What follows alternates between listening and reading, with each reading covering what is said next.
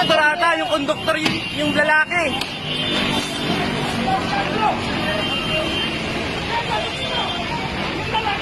Yung lalaki yung patayin dyan, kuya. Siya yung may kasalanan.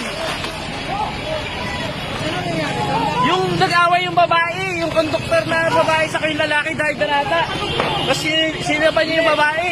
Ako yung driver eh. Ay, sino ba yung lalaki, kuya? Hindi ko nakakita yung lalaki. Basta nakita ko, sinilaban niya yung konduktor eh. Oh, yun nga. Nag-away sila eh. Tulakan sila eh. Ay, nagaway? Oo. May nagaway. Oo, yung dalawang babae, yung konduktora, saka yung parang konduktor na lalaki. Tapos anong ginawa niya?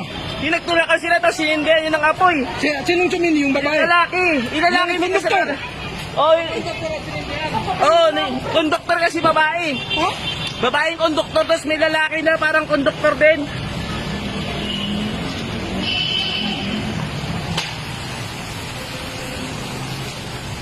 Kaya baka sumabog yan, kuya.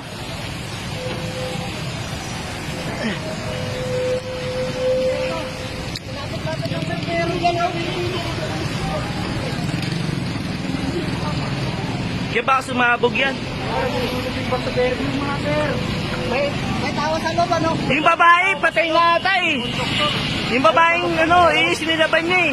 Yung konduktor mo. Tapos, nakita niyo yung lalaki, kuya, na parang konduktor? Nasaan na? Nasa loob din eh. Ang nakita ko. Bakit may lumabas? Ano ko? Ano Kayo ba yung driver, kuya? Meron siya, nasa lalagyan ng bote.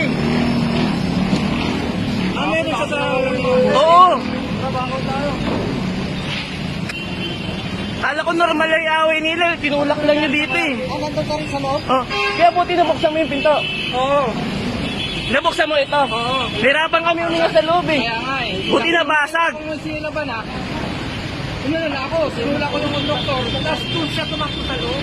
Yung konduktor na lalaki. Hindi, babae lang. Babae ko ito, ang nagsilapos sa aero, ng kuryente, sinabot ang kuryente. Delikado, nasa yung bombero.